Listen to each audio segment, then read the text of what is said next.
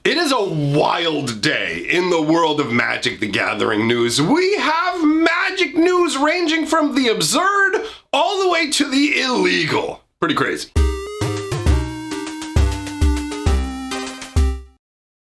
Greetings, owners of fine luxury cardboard rectangles. We are here for a news blast update. Yesterday I was recovering from my dental work, which actually didn't require that much recovery, but regardless, the news has been piling up. So we've got a number of different items to talk about. Some are smaller, some are bigger, some are crazy, some are just like, oh, okay, it's good to know. So one of the items we have on the list is there is a book coming out called The Story of Legends Visual History. It's about a 250-page book, and instead of focusing on planeswalkers, it talks about legendary creatures from Magic's history and features nice artwork as far as I understand. It's like 20 bones or whatever. So if that's something that you think is cool, just a heads up, because I feel like those kind of items just kind of slide under people's radar. As somebody who collects up a lot of these cool Magic novels, the old school magazines, pretty much any of the books I can get my hands on,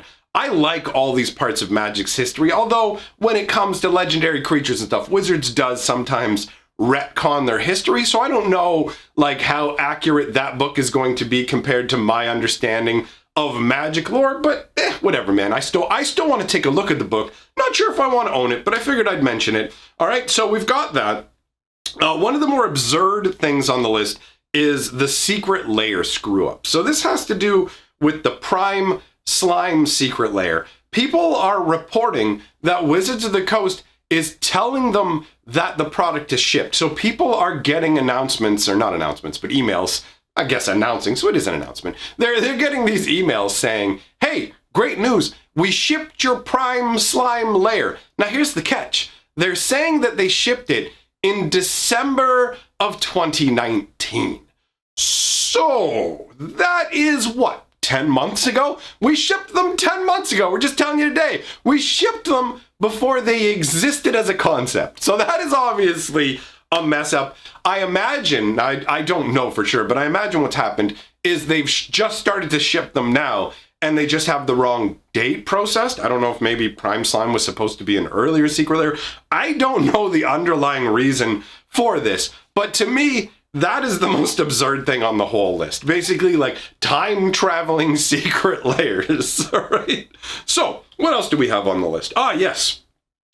In-store play is being suspended, canceled, for all of Europe and all of Russia, which really leaves very few places, it feels like, where you're allowed to go and play Magic. Like, what do we got left? I mean, we can do it here in Canada, right? And then I'm pretty sure Japan hasn't been told they can't have in-store play, right? But the majority of the world is missing out on in-store play, and I have to say, I don't like this. I mean, for me, playing Magic physically is absolutely the best compared to any other method. MTGO, Arena, whatever else, they're okay. They're a reasonable facsimile, but they're not the real deal. There's nothing that's as awesome as sitting down with another human being and just slinging cardboard, because there's so much that goes into the experience of playing Magic that you really don't notice until you've been forced to move away from it. So the months that we weren't allowed to do in-store play, where I spent my time playing Arena, really accentuated for me the difference between the two. And so I feel for the people out there in Russia and Europe who now are not going to be able to go out and play physically. Now, obviously, this isn't something that will last forever. However, for these two areas, this is going to be a significant time frame cancellation, because not only is Commander Legends not going to take place in store, they're also extending this to the Kaldheim release, which doesn't even happen until next year. So we will be getting an update on November 11th. But, oh yeah, November 11th is Remembrance Day in Canada. Anyways, that's a random little side note. November 11th, they're going to do another update about in-store play, but that won't undo this. So even though they're going to let us know like a month from now what's going down, it will not retroactively change what's going on with Commander Legends or Kaldheim. Neither of those will be available for in-store experiences, unfortunately. All right, then we turn to the Judge Academy, because there's some infighting going on at the Judge Academy where people are split into two different camps over like Teferi memes? I've got to be honest. I didn't delve too deeply into this one. I took a surface look at it and went, okay, I'm gonna bring this up. We'll talk about it. But honestly, I don't feel like digging through this, just this crazy storm that's going on with people. So basically, if you don't know what the Judge Academy is because you haven't been keeping up to date, about, at least, maybe it was about a year ago or whatever, Wizards of the Coast made the decision that they were actually just going to get rid of judges altogether. And so the Judge Academy was formed as like a way of stopping that from happening. So all the Magic judges that used to be basically just kind of working for Wizards now are like licensed through this Judge Academy. But I'm going to be real. I do feel like the Judge Academy at this point, especially with what's going on in the world, is essentially a glorified like foil sales method where it's like the Judge Academy, like Wizards of the Coast was going to get rid of judges altogether. So they don't feel like they're terribly necessary for their tournaments, right? And the Judge Academy exists where they're like, we're going to give you the accreditation that you need to go out and judge, which on the surface seems like a cool concept, but you have to pay them like a yearly membership fee. And the opportunities to actually go out and become a judge, it's not like they're going to be able to bring those opportunities to you in most cases. You're just going to have to go out and approach stores yourself, but going like, look, I'm an accredited judge through these guys to give you maybe a little extra layer of prestige. But overall, it feels to me like if you have to do the work and hit the streets and go to the store and explain to them how, you know, you can be the judge for them, you can do that without the Judge Academy. But the Judge Academy does have special foils that basically Wizards used to give the judges foils as a thanks for judging, right? Basically, oh, you judge events, we're going to send you foils. But then that got viewed as like possible compensation, and the judges sued Wizards of the Coast. So they basically, Wizards is just like, no, we're not going to do anything with this. And that now this Judge Academy buys the foils from Wizards and gives them out. So right now, the Judge Academy is mainly just a foil distribution network, in my opinion. Maybe there'll be something different in the future. Underneath it all, I believe the Judge Academy was built with good intentions, but I don't see it as a terribly useful organization overall. So apparently what's happened is inside the Judge Academy's Discord, somebody took, and this is how I think it works. I'm not 100% sure. Somebody took the artwork from the Teferi's protection card and started to put it on different cards, or they took the kid that was on Teferi's protection and started to Photoshop it into different art. And there are people who are getting offended over the different variations. I don't honestly, like when I saw the level of vitriol that was going on both sides and like how intense people were, like I haven't been having a good day. I ain't feeling great today. And I decided out of everything that I was going to cover today, that would be the one thing where I would just kind of be like, yo, this is going on. They're angry about memes or something. I'm not 100% on the details because I just don't want to be. Honestly, it just seems like whatever's going on is so petty and pointless on both sides that I don't care. Do you know what I mean? Like, I'm bringing it up because it's news, so you guys can go and look into it. And it's just interesting. Like, really the reason that I brought it up overall is because it's interesting to note that this is the only time that the Judge Academy is doing anything newsworthy. Do you know what I mean? Like, they release some foils and sometimes I'll talk about those, but overall, we never have any news about the Judge Academy. And now it's just they're fighting each other over memes. I can't get into that. It's too much a waste of my time. I don't know exactly what's going on, but whatever, man. We're covering the news. So since I have nothing else to say about that, what else do we have on our list? We've covered the Prime Slime, the Legends, the Judge Academy, Europe Store Play.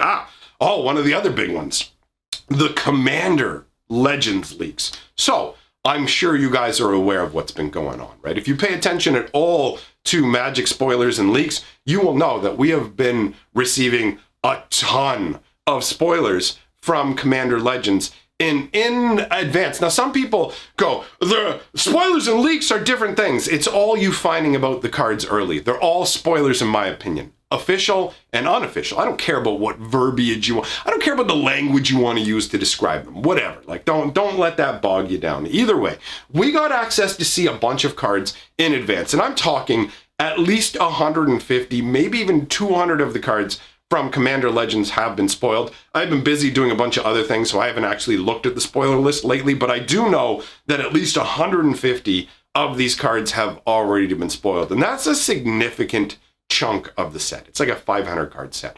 But how did these cards even get out into the wild to be spoiled on this level. Well, what happened was this is my understanding of it, German copies of Commander Legends packs and individual cards were stolen from a printing facility in Texas. So somebody who worked, now again, this is just my understanding on the outside, until Wizards officially comes out and gives us a full-on statement like they've done before. Like previously, there was a situation where somebody was stealing full uncut card sheets from one of Wizards' printing facilities. And that's actually how we got a bunch of cards from the Ixalan block spoiled.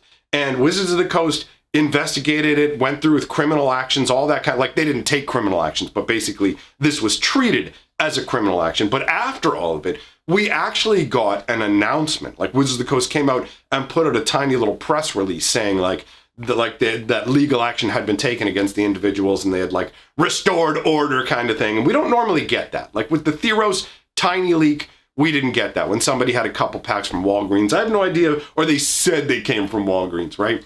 We didn't know if Wizards did anything about that. But this situation is so big that I could easily see Wizards doing something about this, right? Because this isn't just a matter of cards getting spoiled early.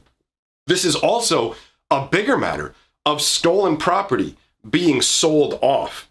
So this guy, whoever it is, swipes all of this stuff, according to my understanding, and then he posts it all. We had talked about this in a previous video. He posts it all online for sale, but more of it keeps coming. So he has individual boosters that he hasn't opened.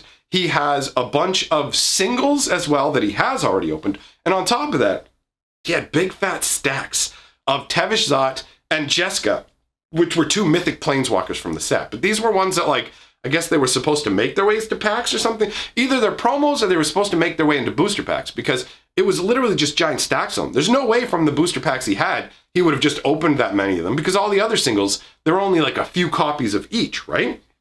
So what's happened is Wizards is starting to catch up with what's going on. And I know this because the person who was leaking a big chunk of these on, what was it? It was like, it's Amino something? I don't know. I went to the website one time. I'll admit it made me feel like an old man, dude. It's weird. You got a bunch of images, but then there's like a live chat going on at the bottom. So people's like messages are popping up like you're having a conversation with them. It's like Facebook Messenger, but with Magic spoilers in the background or something. Honestly, I looked at it and went, oh no, I don't want to deal with this right now. I have one of those old man moments where I'm like, I'll look at the cards, but I don't even want to know what this means. You know, like I don't want to know what the chat is. But anyways, the dude had been sharing spoilers on there, like multiple times. What was his? It was like no username, please, I think was the account name, but that's not terribly relevant. Either way, he's posting all of these spoilers until abruptly today, there's a message from him saying that he's been contacted, he has to send the cards back, and he has to take the post down. Although he felt like he didn't have to take the post down, he just did it out of courtesy. Now, my understanding of this, and I could be wrong, but my understanding of it is the dude who was posting all these spoilers was not the person who originally took the cards from the facility. So this guy took the cards from the facility, and he sold them to a bunch of different people. So on top of the information from the leaker himself, I've actually been speaking with somebody who behind the scenes had actually done a transaction with this individual and bought like some singles and cards from them, like some packs as well, or whatever, right? Something like that. I don't know exactly what they bought, but they purchased some things from this lot that this guy had, and he kept putting more stuff up. But what happened was this dude who bought this stuff has already moved the stuff along the chain. He already got it and has like sold it off to somebody else. But people are being contacted. He got contacted by eBay. So eBay right now is reaching out to everybody who purchased from this particular listing. But they're not outright saying in the email that the property is stolen. What eBay is doing is they're contacting the purchasers and they're saying, there's a problem with the goods you've received. We need you to return those goods to us and we will do a full refund for you. Now, obviously, it makes sense why eBay would be doing this. It's legally like protecting themselves, right? They're not going to want to send an email to you and go, you've purchased stolen property and now you're in possession of stolen property and you have to return it to us. eBay would much rather not make it obvious that people are selling stolen property on their platform. And to be fair, I mean, how far can eBay go to really verify whether somebody has stolen something or not, right? People selling stolen goods, apparently my pronunciation is awful. People selling stolen goods is nothing new, right? So I don't blame eBay in this situation. And I mean, I'm guessing maybe part of the reason, on top of for their own reputation, that they don't mention the fact that this is stolen is maybe they don't absolutely know with certainty. You know what I mean? I assume here's how it goes. I assume Wizards of the Coast finds out about all of this. They contact eBay and they say, hey, all of this stuff was literally stolen from one of our production facilities. And they might have actually been required to show that they're actually taking legal action and have contacted the police to like get eBay to do one of these pullback style scenarios. You might actually have to have contacted the police and filed a full police report that you can then forward to eBay to say, look, we've contacted the authorities. This is our stolen property. This isn't even like, you can't buy this yet. We haven't even released this yet. So your website is allowing for the sale of our stolen goods. And as soon as eBay's made aware of that, they can't allow it to continue, right? Obviously, the listings, it all has to be taken down. They can't just go, oh, stolen goods? No problem. We're just going to take our cut and let it happen. So they have to turn around. They have to pull down the listing, and they have to contact all the sellers and do their absolute best to get the cards back. Now, I don't think anybody's going to return stuff. The leaker guy, I imagine he is, just because he went public with it, right? But the guy that I spoke to knows somebody else who also bought from this listing, and both of them had already received their stuff and sold it off for their own profit or whatever else. So they're not even in possession of the stuff anymore. And on top of that, eBay's not telling them that you have stolen goods. So, I mean, I don't know, like, what the level of... I know that if you have stolen goods, like, let's say somebody steals something and you end up with it, then that can just be repossessed from you and given back to the original owner, and you don't get anything back. Like, if you paid some guy $50 for something that turned out to be stolen and the cops come and take it back, I guess their attitude is just like, you should have been a more informed buyer. This is your loss, but you can pursue the guy you gave the money to for like a fraudulent transaction or whatever. You know, I think that's how it works, where basically the cops are going to take your property, like, it's not your property. The cops are going to take the property that the person never had the right to sell to you in the first place, take it back and give it to its rightful owner, so they're restored to what they should be. You know, everything's okay for them. And then all of the fallout, any of the damage that happens as a result of it, all that should fall on the shoulders of the thief. And that is exactly, like, correct. The thief, the one who stole this stuff, should be the one who gets hit with all these penalties. I mean, the Magic players who bought this stuff, I can't really blame them. You don't know for certain that they're stolen, right? There's no listing saying they're stolen. You just wanted to buy some Magic cards that were available on eBay. So for me, there's no moral judgment on the people who bought the stuff from the guy who took it, but there's definitely moral judgment for the guy who, like, totally violated the trust of the company that he worked for and probably screwed up their business contracts. I mean, that's not going to go over well. One of your employees does this thing, and now all of a sudden your relationship with Wizards of the Coast is endangered, and this is like repeat cyclical business. So it's really a scumbag move for short-term gain that is going to be incredibly short-term, obviously, as whoever did this most likely has already been apprehended, right? Because my understanding, again, is that they wouldn't even be able to initiate this eBay stuff until they had caught Buddy,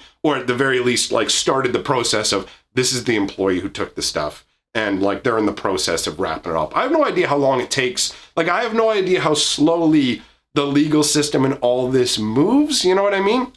I don't know what's going to end up happening to the guy who did it, but I imagine he's probably going to be looking at jail time combined with owing Wizards of the Coast money. I could be wrong, though. I have no idea how it'll really shake out, and I'm hopeful that Wizards of the Coast will release an update about the scenario, because it is a very high-profile leak scenario, right? So the only other news item that I have on the list is that the Zendikar Rising welcome boosters have just come out. Now, they are different than the previous welcome boosters that we saw. They've changed the contents. In fact, I've recorded an opening of a Zendikar Rising welcome booster, but I've put it over on my Hatcher channel, because that channel is just more of a all my different general interests, what I want to talk about channel. That's what I'm going to be using it for going forwards. So I went ahead and recorded opening that pack, and I've posted it over there. So if you are interested in seeing what's in one of those boosters, the link will be here at the end. Also, I'll put up a link to my newest lore video as well. That way you can choose what you want to do. You want to go to my Fantasy Geographic and watch some lore? You want to go over to my Hatcher channel and check out what's in the Zendikar Rising booster? Or you just want to go somewhere else? Whatever you do, hope you have a good time. Let me know your thoughts in the comments below, my friends. I do like hearing what you have to say, unless it's to tell me I suck. Whatever, you can say it if you want, but it's not particularly something I enjoy. All right, so if you like what I'm doing, like, comment, subscribe. It's all great for the channel. If you love what I'm doing, jump on the Patreon so I can have some money for some food for my fat slapping belly. All right, thanks for coming by, everybody. Go watch whatever video you want to watch. Goodbye.